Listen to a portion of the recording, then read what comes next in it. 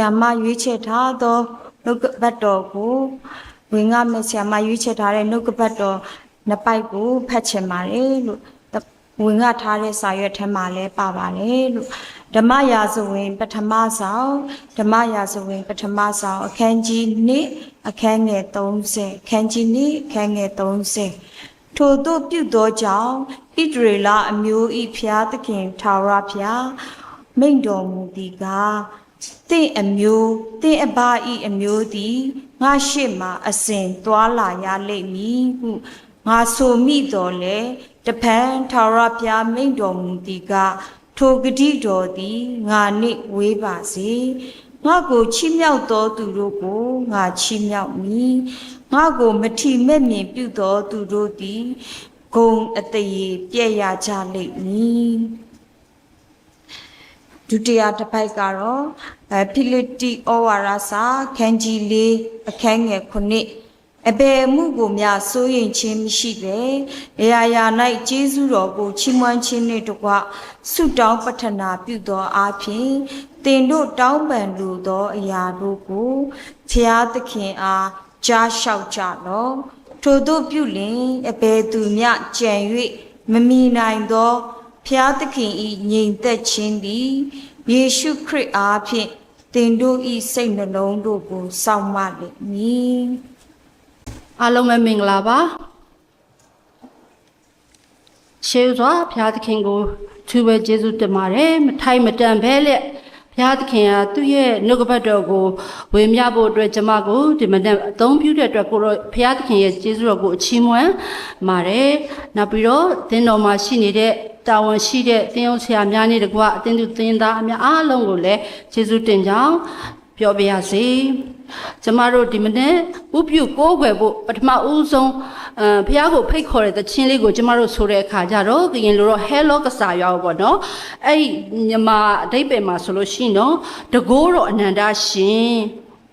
ဘုရင်ကြီးကိုကြွလာဖို့အတွက်ကျမတို့ဟာခေါ်ပိတ်တာဖြစ်တယ်ကျမတို့ဟာဒီရှင်ဘုရင်ကြီးကိုချီးမွမ်းတယ်ဒီရှင်ဘုရင်ကြီးရဲ့မဆတော်မူတဲ့ချစ်ချင်းမေတ္တာနဲ့နော်တနာချင်းကယူနာတော်တွေဟာကျမတို့ရဲ့အသက်တာမှာရှိနေတဲ့အတွက်ကျမတို့ကဘုရားသခင်ကိုခေါ်ပိတ်တဲ့သချင်းကိုဆိုတာနဲ့အတူခုနကကျမတို့ပရိသတ်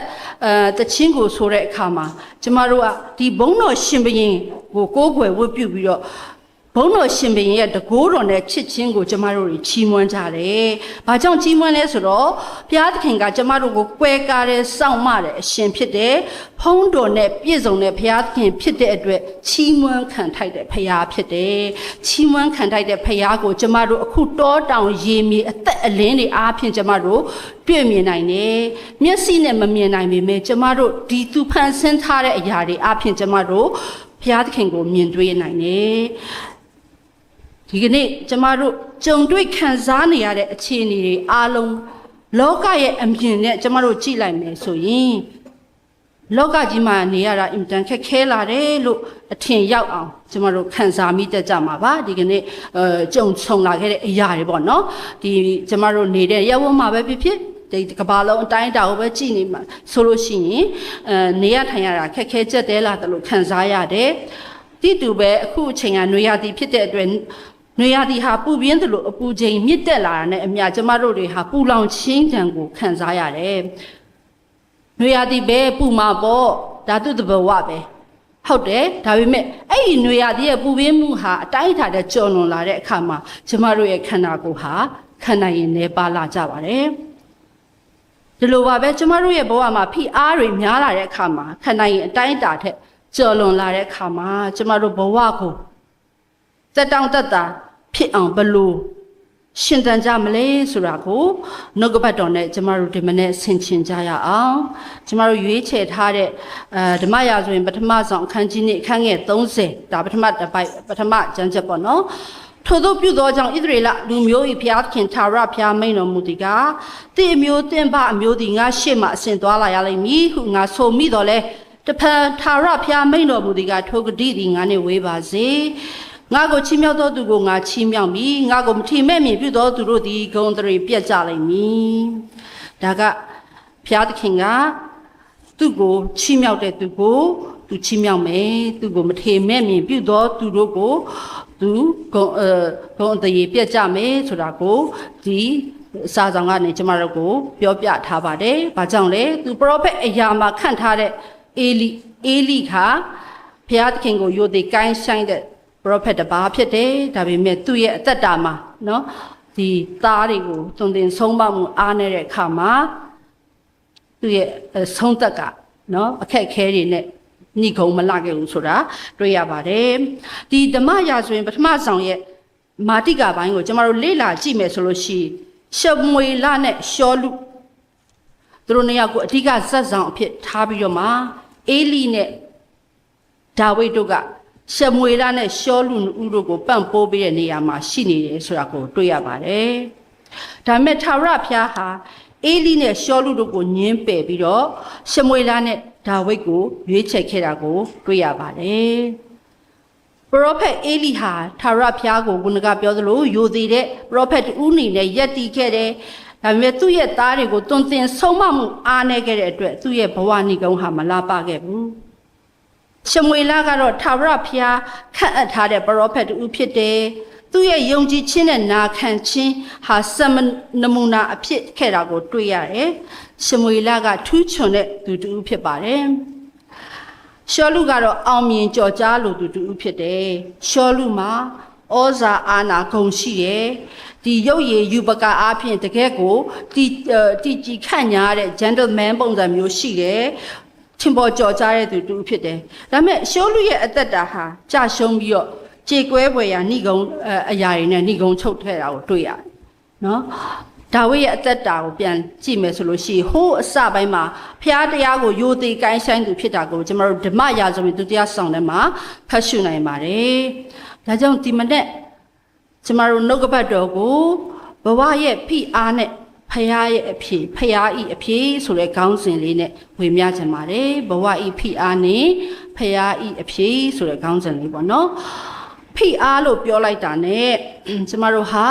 အလုတ်အကိုင်းနဲ့ပတ်သက်တဲ့ဖိအားတွေရှိမယ်ငွေရေးကြေးနဲ့ပတ်သက်တဲ့ဖိအားတွေရှိမယ်မိသားစုအတွင်းမှာရှိတဲ့ဖိအားတွေရှိမယ်ကျန်းမာရေးမကောင်းလို့စိတ်နှောက်ယှက်ဖြစ်ရတဲ့စိတ်ပင်ပန်းတောကတွေရှိတဲ့ဖိအားတွေရှိမယ်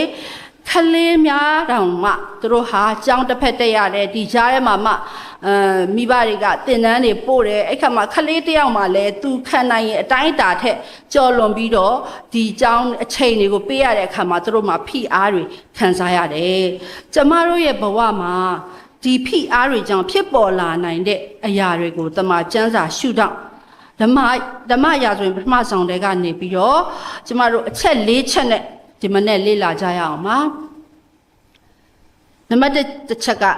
လူဟာဖိအားများလာရင်မလုံမရှားနိုင်အောင်ဖြစ်တယ်လူဟာဖိအားများလာရင်မလုံမရှားနိုင်အောင်ဖြစ်ပါတယ် When a person is under too much pressure he becomes unable to move ဓမ္မရာဆိုရင်ပထမဆုံးအခန်းကြီး3အခန်းငယ်7ကနေ14ဆဲမှာဗာပြောထားလဲဆိုတော့အေလိအိမ်သားတို့တစ်ဖက်နိုင်ငါပြောသမျှအတိုင်းထိုနေ့တွင်ငါပြုမည်ပြုစရှိပြီးမှလက်ဆသက်မည်ထိုသူဤသားတို့သည်ကိုရုပ်မာသည့်တိုင်အောင်ကိုပြုသောဒုစရိုက်အပြစ်ကိုသူသိတော်လဲကြက်တွဲစွာဆုံးမခြင်းမပြုဘဲနေသောကြောင့်သူဤအိမ်သားတို့၌ငါသည်အစဉ်အမြဲတမ်းပေးမည်ဟုငါပြောပြီးထို့ကြောင့်အေလိအိမ်သားတို့၏အပြစ်သည်ယစ်နှင့်ပူဇော်တက်ကအားဖြင့်မဖြစ်အစဉ်အမြဲတည်ရမည်အကြောင်းသူတို့အားငါကြိမ်ဆိုပြီးဟုမိန့်တော်မူ၏ပရောဖက်အေလိဟာသူ့ရဲ့သားတွေဆိုးသွမ်းနေတာကိုသူသိပေမဲ့ထိထိရောက်ရောက်ကင်တွယ်ဆုံးမသွန်သင်ခဲ့ခြင်းမရှိပါဘူးသူ့သားတွေကဣသရေလနဲ့ဖိလိတိတွေစစ်ပွဲဖြစ်ပွားနေတဲ့နေရာကိုဗဒိညင်တစ်တာကိုယူဆောင်သွားကြတယ်အဲ့ဒီစစ်ပွဲမှာဖိလိတိတွေဟာအနိုင်ရပြီးတော့ဒီဗဒိညင်တစ်တာကြီးဟာလည်းဖိလိတိတို့လက်ထက်ကိုရောက်သွားတဲ့အပြင်ဒီအေလိရဲ့သားနှစ်ယောက်ဖြစ်တဲ့ဟောဖနီနဲ့ဖိနဟတ်နှစ်ယောက်ဟာအသက်ဆုံးခဲ့ရတာကိုဓမ္မရာတွင်ပထမဆုံးအခန်းကြီး၄ခန်းငယ်7မှာကျမတို့တွေ့ရမှာဖြစ်တယ်ပရိညင်တက်တာတော့ဟာရန်သူတွေရဲ့လက်ထဲကိုကြာရောက်သွားကြောင်းနဲ့သားနှစ်ဦးသိဆုံးကြောင်းကိုအေလိဟာသိတဲ့အခါမှာသူဟာနောက်ကိုလန့်ပြီးတော့လည်းပင်ကျိုးပြီးကွယ်လွန်သွားတာကိုတွေ့ရပါတယ်အသက်ဆုံးပါသွားပါတယ်ဒီခေတ်အရာပြောမယ်ဆိုလို့ရှိရင်ဒီသားနှစ်ယောက်အကြောင်းစိတ်ထိခိုက်နာကျင်စိတ်ထိခိုက်ကြေကွဲပြီးတော့ဒီသွေးဆောင်တက်တာဒါမှမဟုတ်ရင်လည်းနှလုံးရှောက် ရှော့ရပြီးတော့နှလုံးရက်သွားတာဖြစ်ကောင်းဖြစ်နိုင်တယ်ပေါ့နော်ဒါကြောင့်ဖိအားများလွန်းတဲ့အခါမှာမလုံမရှားနိုင်အောင်ဖြစ်ရပါတယ်ကျမတို့တယောက်ချင်းစီမှာလည်းမတူညီတဲ့ဖိအားတွေရှိကောင်းရှိမယ်ကျမကိုယ်တိုင်ဒီဖိအားပေါ့နော်ဖိအားတစ်ခုဟိုးလွန်ခဲ့တဲ့26နှစ်လောက်ကကျမကြုံခဲ့ရတယ်ဘာဖိအားလဲဆိုတော့တာအကြီးပေါ့တာအကြီးကအဲ့တုန်းက4နှစ်လောက်ရှိမယ်သူကသွေးအဖျားက106လောက်ဖြစ်တဲ့ခါကျတော့ကျမတို့ကဆေးရုံခေါ်သွားတယ်ဆေးလုံးတုပ်ကွေးဖြစ်တယ်ပေါ့နော်ဆိုတော့အဖျားတွေကလည်းမကြနဲ့နောက်ကျတော့နည်းနည်းကြလာတဲ့အခါမှာ तू က6ရက်မြောက်လောက်နေမှာပေါ့နော်ဒီဝန်းသွားတဲ့အခါမှာသွေးတွေပါတဲ့အခါကျတော့ဒါသွေးသွင်းရမယ်ပေါ့နော်သွေးတွေကတော်တော်များများပါတဲ့အခါကျသွေးသွင်းရမယ်ဆိုတော့အဲ့မှာဆရာမတွေကလည်းသွေးရှာခိုင်းတယ်သွေးကလည်းကျမတို့ကလည်းကူညီပေးမဲ့လူတွေရှိတဲ့အခါကျသွေးရရတယ်ဒါပေမဲ့အဲ့သွေးရှာပြီးကျမပြန်လာတဲ့အခါမှာအဲ့သွေးသွင်းဖို့ပြောတဲ့ဒီ nurse ဆရာမတယောက်ကပြောတယ်ပေါ့နော်ဒီကလေးကဒီသွေးသွင်းရမယ်သွေးသွင်းတဲ့အချိန်မှာဒါ shock ရနိုင်တယ်ပေါ့နော် shock ရရင်လည်းအသက်ဆုံးပါနိုင်တယ်အဲ့ဒီစကားတစ်ခုကကျမကိုဘယ်လိုပြောမလဲထိတ်လန့်စေတယ်ဖိအားကြီးနေအဲ့မှာပြန်လာပြီးတော့အဲ့ဆေးရုံကိုပြန်လာတဲ့အခါမှာရှေ့ကထိုင်ကုန်လေးမှာထိုင်နေခုံတန်းလေးမှာပေါ့အဲ့ချိန်မှာလူကကြက်သေးသေးနေတယ်အဲ့စကားကပဲထက်ခါဖြစ်နေဘုရားရှိခိုးဖို့လည်းသတိမရအောင်နော်စိတ်ထဲမှာတော့စထွက်ကလေးကဘုရားတော့ဆုတောင်းတယ်ဒါပေမဲ့အဲ့စကားကိုဝင်လာတဲ့အခါကျတော့ဖိအားကြီးဖြစ်လာကြက်သေးတယ်လို့ဖြစ်နေအဲ့ချိန်မှာတန်ရှင်းဝန်ထမ်းအမျိုးသမီး2ယောက်ကကျမလာပြောတယ်အမတဲ့ခလေးအကြောင်းလာမင်းနဲ့အမတဲ့အမခလေးနေမကောင်းဖြစ်တဲ့ချိန်မှာအမသပင်နေဖယိုဖယဲဖြစ်နေတယ်တဲ့အဲ့ဟာသပင်စီးဖို့အတွက်ကလစ်မပေါလားမပါဘူးလို့အဲ့တော့ဝယ်ပေးမယ်တဲ့အဲ့ဝယ်ပေးမယ်ဆိုရင်ကျမအဲ့မှာကျမသပင်တွေကိုတို့ကပြန်ပြီးတော့ကိုယ်တိုင်တို့တွေလှုပ်ပေးကြတယ်အဲ့ချိန်မှာကျမပြန်စဉ်းစားပါတော့အဲ့ဒီချိန်မှာဒီဖိအားတခြားအရာနဲ့မတူဘူးဒါသာသမီအပူရဲ့ဖိအားပေါ့နော်ဒါလူတိုင်းမှာမတူညီတဲ့ဖိအားတွေအများကြီးရှိကြမယ်ဒါပေမဲ့ဖိအားများလာတဲ့အခါမှာမလုံမရှက်နိုင်အောင်ဖြစ်တယ်ဆိုတာတကယ်နော်ခံစားရပါတယ်ဒါကြောင့်အေလိဆိုရင်အသက်တောင်ဆုံးသွားတယ်နောင်တလည်းရလိုက်မယ်သူ့အသက်တာမှာသူကြက်တဲဆိုတာမဆုံးမခဲ့လို့နော်သာရဖျားကိုမထေမဲ့မြင်ပြုတဲ့သား2ယောက်ကိုသူရရုံမကဘူးသူဟာပရောဖက်တစ်ပါးဖြစ်ပြီးတော့မှသူ့ရဲ့ဆန်နှုံးဟာဘုရားရဲ့ရှေ့မှာကြာဆုံးသွားတဲ့အတွက်သူဟာစိတ်မကောင်းလွန်မင်းဖြစ်ပြီးတော့ကွယ်လွန်သွားတာကိုတွေ့ရတယ်ဒါကြောင့်မလို့ဖိအားများလာရင်လူဟာမလုံးမချက်နိုင်အောင်ဖြစ်လာတာကိုတွေ့ရတယ်နောက်ဒုတိယတစ်ချက်ဖြစ်တဲ့ကျွန်ုပ်တို့ယုံကြည်သူတွေအနေနဲ့ကဖိအားများလာရင်ဆုတောင်းခြင်းအမှုဖြစ်ပေါ်လာစေပါတယ်ကျွန်တော်တို့ယုံကြည်သူတွေအနေနဲ့ဖိအားများလာရင်ဆုတောင်းခြင်းအမှုကိုဖြစ်ပေါ်စေပါတယ် As a believer in God when we experience the pressure of life we turn to God in prayer ရှမွေလကိုယ်တိုင်ကအင်မတန်မှဆုတောင်းခြင်းအားကြီးတဲ့သူတစ်ယောက်ဖြစ်တယ်သူ့ရဲ့မိခင်ဟာနာကလည်းသူ့ကိုရဖို့ဆုတောင်းခြင်းအားကြီးခဲ့တယ်ဆိုတာကိုဓမ္မရာဇဝင်ပထမဆုံးအခန်းကြီး1ခန်းငယ်15မှာကျွန်တော်တို့တွေ့ရတယ်ရှမွေလနာမည်ရဲ့အဓိပ္ပာယ်ကဘုရားသခင်ညာညောင်းတော်မူ၏ဘာကြောင့်လဲသူ့အမေကသူ့ကိုရရှိဖို့အတွက်ဘုရားသခင်စီမှာမြိတ်ကြပြီးတော့ဆုတောင်းခဲ့ရတဲ့အတွက်သူ့ရဲ့နာမည်ရဲ့အဓိပ္ပာယ်ကဘုရားသခင်ညာညောင်းတော်မူ၏ဆိုတဲ့အဓိပ္ပာယ်ဖြစ်ပါတယ်ရှမွေလဟာပြဿနာတွေကိုတွေ့တိုင်းဆုတောင်းခြင်းအမှုကိုပြုတယ်သူသုံးနေကြစကားလုံးတစ်လုံးဒီကျမ်းစာထဲမှာပါတယ်ခုနကကျမတို့အတူတူကဖတ်တဲ့ကျမ်းထဲမှာလည်းပါတယ်နော်ငါမူကားတင်တို့အဖို့ဆုမတောင်းဘဲနေသဖြင့်ထာဝရကိုဖျားကိုပြစ်မှားခြင်းအမှုသည်ငါနဲ့ဝေးပါစေတော့ဓမ္မရာဇဝင်ပထမဆုံးအခန်းကြီး7ခန်းငယ်23ပါဗောနော်နောက်ဓမ္မရာဇဝင်ပထမဆုံးအခန်းကြီး9အခန်းငယ်9ကပြောထားတယ်ရှမွေလလည်းဣသရေလအမျိုးသားအပေါင်းတို့ကိုမိစပါမြို့၌စုဝေးစေကြလောတင်တို့အဖို့ထာဝရဘုရားကိုငါဆုတောင်းပြီကျမတို့ဘဝမှာပြဿနာဆိုတဲ့ဖိအားတွေများလာတဲ့အခါမှာဆုတောင်းခြင်းအမှုကိုပြုရမှာဖြစ်တယ်ကျမတို့ကိုယ်တိုင်ဖြည့်ရှင်းဖို့ခက်တဲ့အရာတွေကိုဘုရားသခင်တန်ဆုတောင်းခြင်းအပြင်စိတ်ရဲ့သက်သာခြင်းလုံခြုံခြင်းတွေကိုခံစားရရှိမှဧကန်အမှန်ပါပဲ George Mueller ဆိုတဲ့ missionary ဆရာကြီးအကြောင်းကိုဒီမှာရှိတဲ့ဓမ္မပရိသတ်တွေကြားဘူးကြမှာပါခဏလဲဆရာတွေသူ့ရဲ့အကြောင်းကိုဥပမာပေးတာကျွန်မကိုယ်တိုင်လည်းခဏကြားရပါတယ်ဒီမနေ့မှာကျွန်မဒီအကြောင်းကိုလေ့လာတဲ့ဒီခေါင်းစဉ်အောက်မှာကြားတော့ကျွန်မဒီဆုတောင်းခြင်းအားကြီးတဲ့သူတွေရဲ့အကြောင်းကိုဖတ်တဲ့အခါမှာဆရာကြီး George Mueller ရဲ့အကြောင်းကိုကျွန်မဖတ်မိတယ်အဲ့ဒီမှာသူ့ရဲ့ယုံကြည်ခြင်းနဲ့ဆုတောင်းခြင်းအပြင်သူ့ရဲ့သာသနာလုပ်ငန်းကိုလှုပ်ဆောင်ခဲ့တဲ့ခရစ်ယာန်ဧဝံဂေလိဆရာတစ်ပါးဖြစ်တယ်။ သူဟာငယ်စဉ်တာမန်ဘဝမှာတုန်းကမကောင်းတဲ့အကျင့်တွေနဲ့အသက်ရှင်ခဲ့သူတူဖြစ်ပေမဲ့လည်းပြောင်းလဲလာတဲ့အခါမှာခရစ်တော်ရဲ့နောက်ကိုလိုက်လာတဲ့အခါမှာသူဟာဘဝတစ်လျှောက်လုံးကိုဖခင်ရဲ့အမှုတော်မြတ်အတွက်အသုံးတော်ခံခဲ့တာကိုတွေ့ရတယ်။မိဘမဲ့ခလေးတွေအတွက်အင်္ဂလန်နိုင်ငံဘရစ္စတိုးမှာအိမ်တွေကိုသူဆောက်ခဲ့ပေးတယ်။သူ့ရဲ့တက်တာမှာမိဘမဲ့ခလေးရောက်1000ကျော်ကိုသူစောင့်ရှောက်ပေးခဲ့တဲ့ missionary ဆရာကြီးတူဖြစ်ပါတယ်။သူဟာအလူငွေတောင်းခံခြင်းမပြုဘူးဆုတောင်းခြင်းအားဖြင့်ပဲသူ့ရဲ့အသင်းတော်သာသနာလုပ်ငန်းဒီခလေးကေဟာကိုသူစောင့်ရှောက်ခဲ့တာဖြစ်တယ်။ဒါကြောင့်သူ့ရဲ့ဆုတောင်းခြင်းတွေကြောင့်အံ့ဖွယ်ဖြစ်တယ်အများကြီးရှိခဲ့တယ်အဲ့ထဲမှာမှတစ်ခုပေါ့နော်အဲ့ထဲမှာမှတစ်ခုကိုကျမတို့တွေ့ရလဲဆိုရင်ဒီနေ့မှာဆရာကြီး George Muller ကသူ့ရဲ့မိဘမဲ့ကေဟာမှာခလေးတွေစားစရာဘာမှမရှိတော့ဘူးဒါပေမဲ့ခလေးတွေအားလုံးကိုအဲ့စပွဲဝိုင်းမှာသမင်းစားစပွဲမှာအကုန်စုထိုင်ခိုင်းတယ်မင်းတို့အကုန်ထိုင်ထားကြအဲ့မှာသူဝင်ပြီးတော့ဆုတောင်းတယ်အဲ့လိုဆုတောင်းတဲ့အခါမှာနော်ဆုတောင်းတဲ့အခါမှာမကြောက်ဘူးအဲ့ချိန်မှာမုတ်ဖုတ်သမားတယောက်ကသူ့ရဲ့ဂေဟာကိုရောက်လာပြီးတော့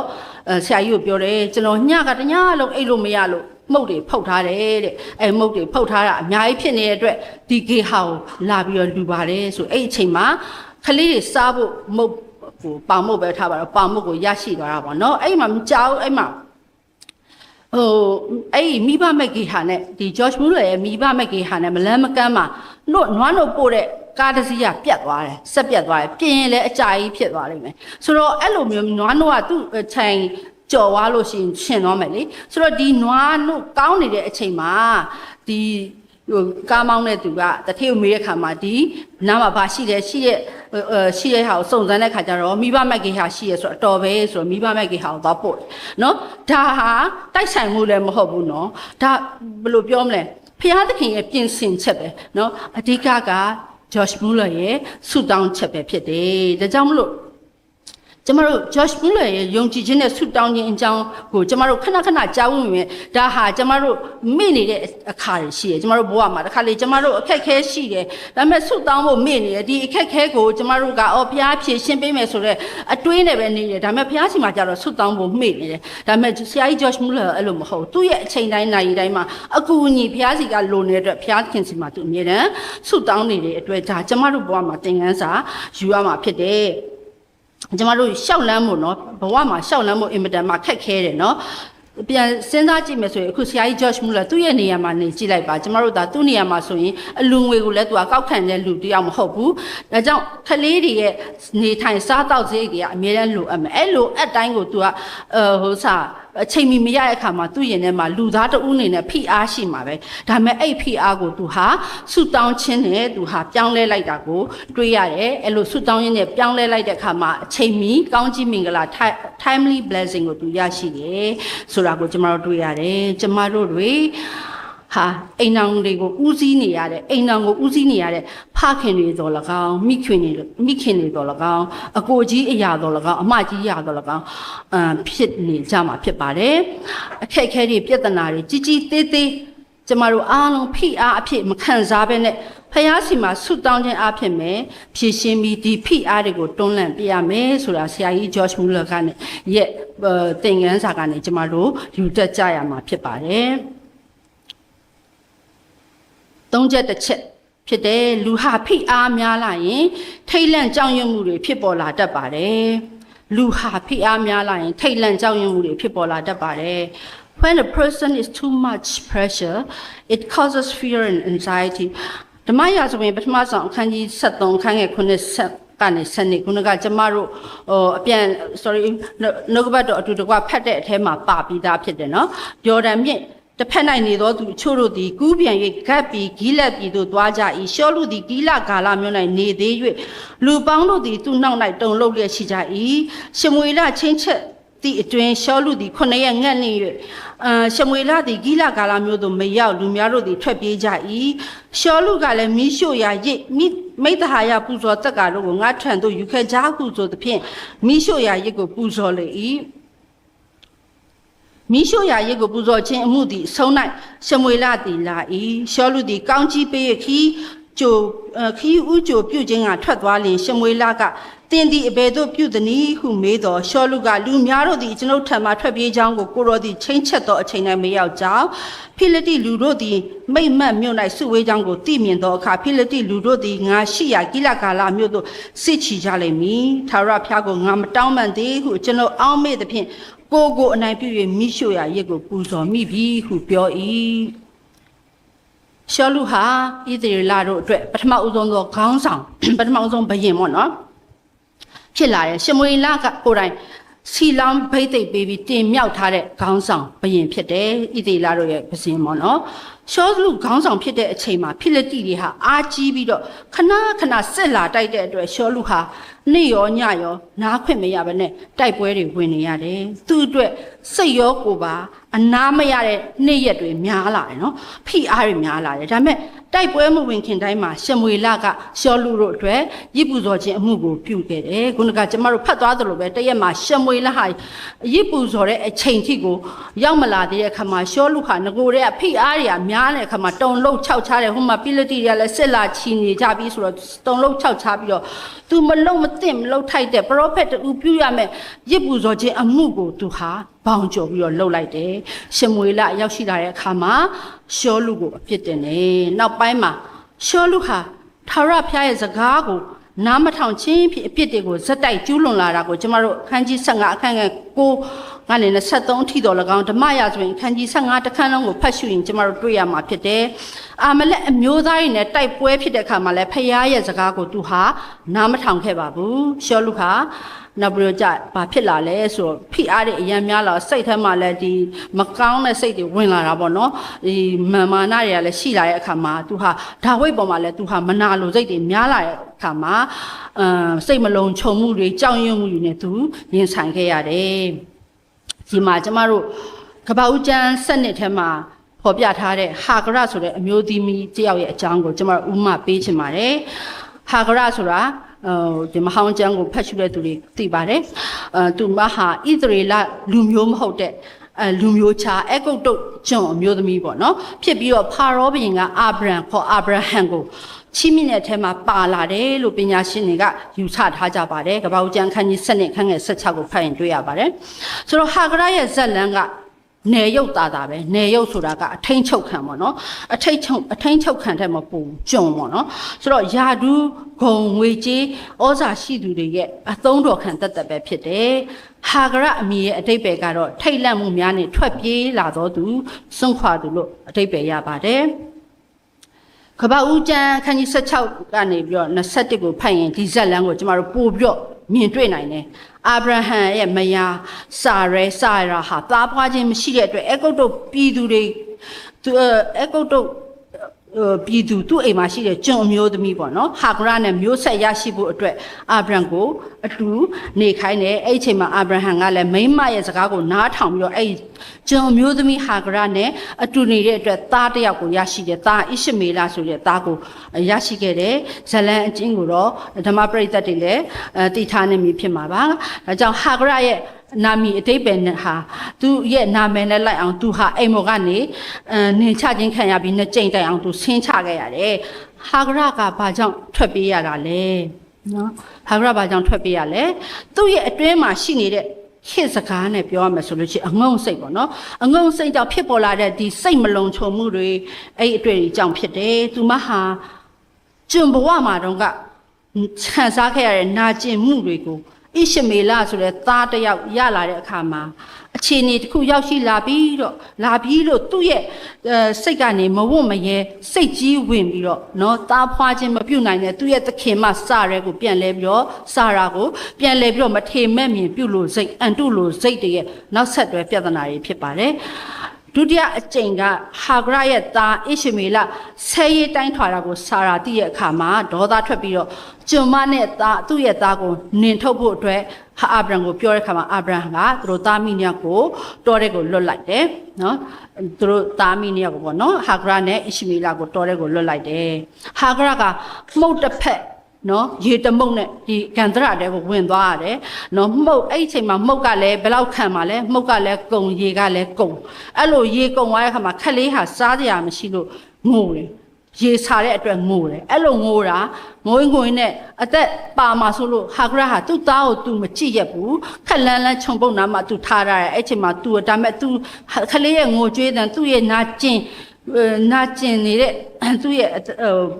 အခြေအနေကိုဘုရားခင်ကတွေ့ပါနော်ဘုရားသခင်ကဣရှမေလရဲ့ငိုတဲ့အတန်ကိုကြားလိုက်တယ်အဲ့ခါမှာ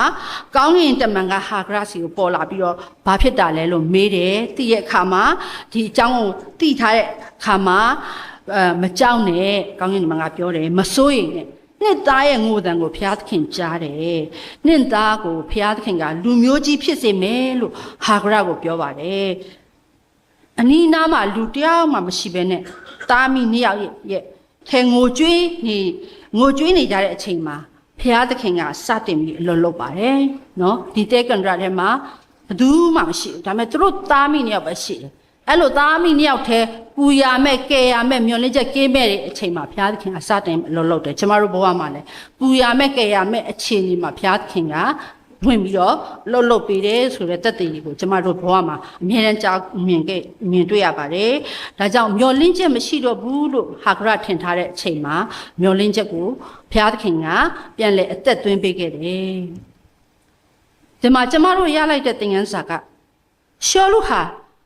သူ့ရဲ့ခေါင်းဆောင်တူဦးရဲ့မာမာနကြောင့်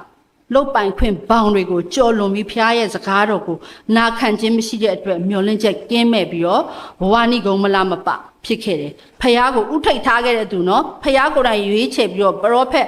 ရှမွေလကိုဗိတ်သိက်ပေးစေတဲ့သူဒါပေမဲ့မှန်မာနကြောင့်နိဂုံချုံမလားဖြစ်ခဲ့တယ်။ဟာဂရ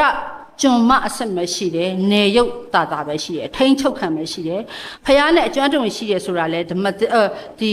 ဓမ္မကျမ်းစာမှာဖော်ပြထားခြင်းမရှိဘူး။ဒါပေမဲ့ဟာဂရရဲ့စိုးရိမ်ပူပန်ခြင်းနာကျင်ခြင်းနဲ့ဥပမာစာမမြောက်ဒီဣရှမေလရဲ့ငိုကြွေးတံကဖယားသခင်အထံတော်ကိုရောက်ရှိတဲ့အခါမှာဖယားသခင်ရဲ့ကယ်မမှုဖြစ်တဲ့တောက်ဖို့ရာရေတွင်းကိုပြင်ဆင်ပေးတဲ့အပြင်လူမျိုးကြီးဖြစ်စေမယ်ဆိုတဲ့ဂတိကိုရရှိခဲ့တယ်။ဒါကြောင့်ကျမတို့ပြန်ရှင်းကြည့်မယ်ဆိုလို့ရှိရင်နော်ဖယားသခင်ကလူတိုင်းအတွက်ကဲတင်ဖို့အစဉ်သင့်ရှိနေတယ်။ဖျားသခင်ကကျမတို့ကိုကဲတင်ဖို့ကျမတို့ရဲ့မျောလင့်ချက်တွေကိုအသက်ဆက်ပေးဖို့အစဉ်သင့်ရှိနေဆိုတာကိုတွေ့ရတယ်။များသောအားဖြင့်အခုချိန်မှာကျမတို့နော်ယနေ့အချိန်မှာစိတ်ပိုင်းဆိုင်ရာမလုံခြုံမှုတွေရှိတယ်။ဘာလဲ psychological ဘာလဲ insecurity တွေနဲ့စိတ်ပိုင်းဆိုင်ရာမတက်မတာဖြစ်မှုပေါ့နော်လက်တလုံးမှာတော့မှအိုက်တဲ့အတွက်တစ်ခါလို့ဆိုင် psychological discomfort တွေစိတ်ထဲမှာပူနေအမှန်အဲ့လောက်မပူစိတ်ထဲမှာနေရပူတဲ့အတွက်ပို့ပူတယ်အဲ့လိုပို့ခံစားတယ်ဒါကြောင့်ကျမတို့တွေဖိအားဖြစ်လာတယ်အဲ့လိုဖိအားဖြစ်လာတဲ့အခါမှာဘုရားသခင်ကိုခေါ်ပါ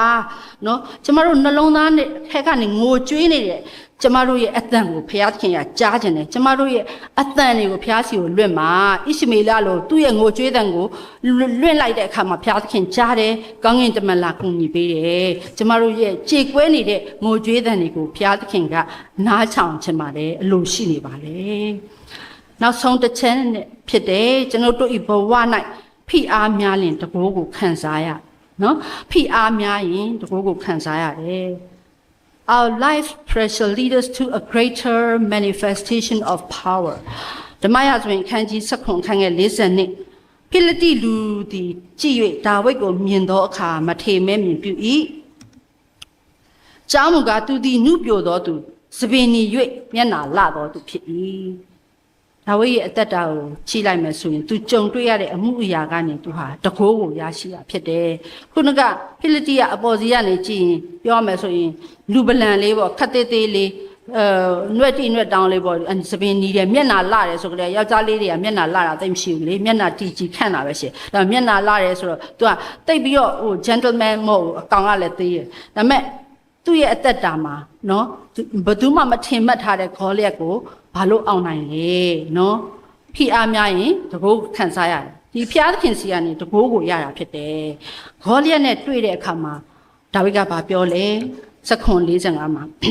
တင်၌ဓာလံကိတုံပါလဲငါထံသို့လာ၏ငါသည်တင်ကျိမ့်ပသောဣသရေလဘိုးချေတို့၏ဖျားသခင်ကောင်းငင်ဘိုးချေရှင်သာရဖျား၏နာမတော်ပါလဲတင်ရှိရသို့လာ၏လို့ ဓမ္မဒီဓမ္မရာဇဝင်7:45မှာဖော်ပြထားပါတယ်အဲ့ဒီရင်ဆိုင်မှုမှာဒါဝိဒ်ကဂေါလိယကိုအနိုင်ရခဲ့တယ်နော်ထာဝရဘုရားရဲ့ချီးမြှောက်ခြင်းကိုခံစားခဲ့ရတယ်ဆိုတာအားလုံးသိပြီးသားဖြစ်ပါတယ်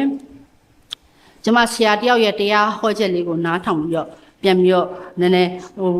ဒီစာသားလေးတရားဟောချက်စာသားလေးကိုဝေမျှချင်ပါတယ်သင်မှာအလောက်ကင်မရှိလို့သင်မရှုံးပါဘူးသင်ဖျားစားကားနားမထောင်ခြင်းနားထောင်ခြင်းမရှိရင်သင်ရှုံးပါပြီသင်ဖျားစကားနားထောင်ခြင်းမရှိရင်သင်ရှုံးပါပြီသင်မှာဘာမှမရှိလဲနားထောင်ခြင်းနေ့တိုင်းရှိပါဖျားသခင်စကားနားထောင်ခြင်းရှိရင်ဖျားသခင်ကသင်ကိုဆွဲခေါ်သွားမှာပဲဖြစ်ပါတယ်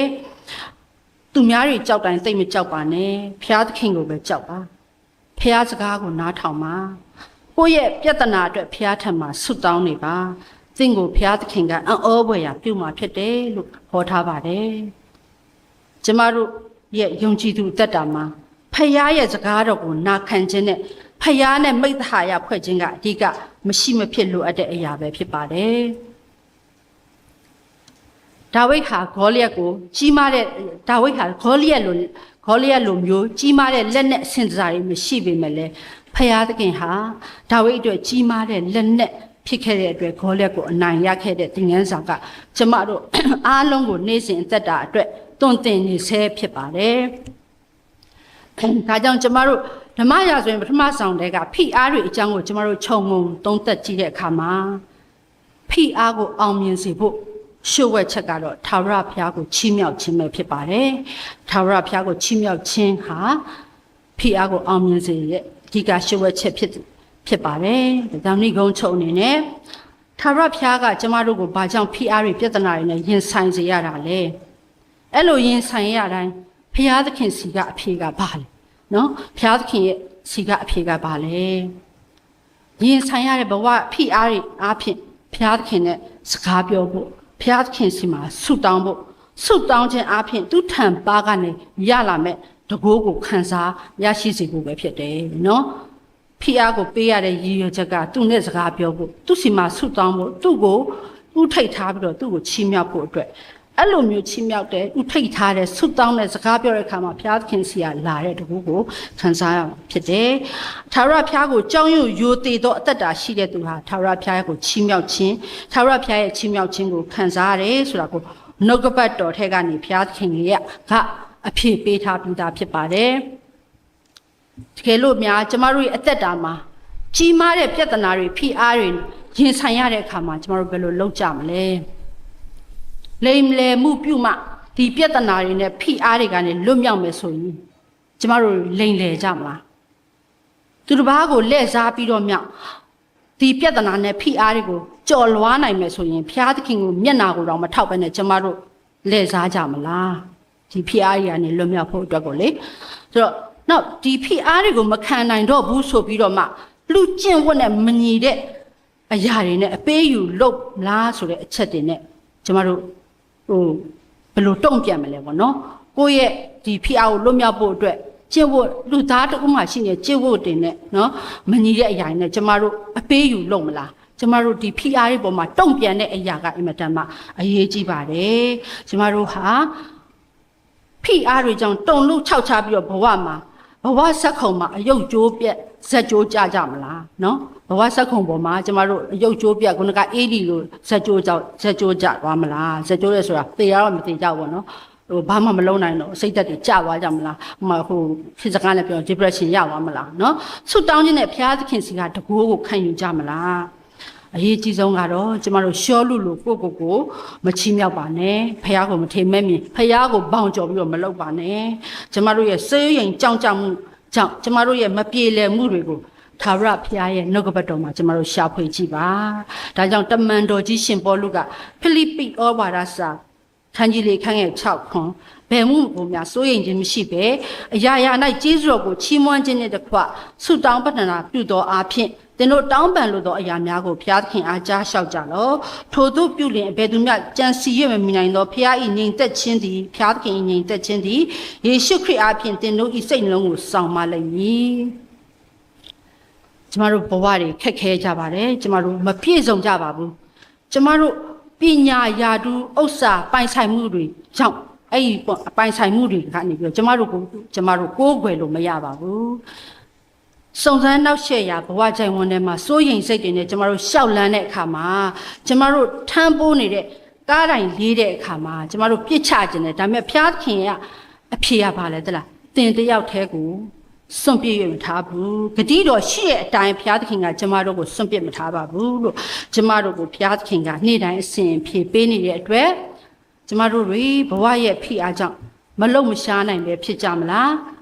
ဘဝရဲ့ဖိအားကြောင့်ကျမတို့ဆူတောင်းကြမလားဘဝရဲ့ဖိအားကြောင့်ကျမတို့ကြောက်ရွံ့တုန်လှုပ်ထိတ်လန့်နေကြမလားဘဝရဲ့ဖိအားကြောင့်ဘုရားသခင်စီကလာတဲ့တကူတော်ကိုခံယူကြမလားဆိုတာကိုကျမတို့တွေကိုပြန်လဲသုံးသပ်ဆင်ခြင်ရင်းဒီနှုတ်ကပတ်တော်ကိုကျမတို့ညီကုန်းချုပ်ပြရစီဈာနာတော်သူအရောက်စီတိုင်းပေါ်ကိုဘူးမှကြံစီရမမီနိုင်တဲ့ဘုရားသခင်ရဲ့ညီသက်ခြင်းဟာယေရှုခရစ်တော်အားဖြင့်အားလုံးပေါ်ကြားရောက်ပါစေလို့ဆုတောင်းပေးပါတယ်